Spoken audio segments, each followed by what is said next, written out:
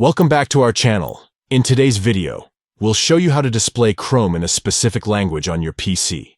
If you prefer browsing in a language other than the default, follow these simple steps.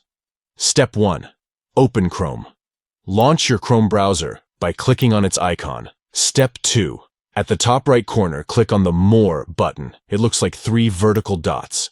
Step 3. Select Settings from the drop-down menu. This will take you to the Chrome settings page.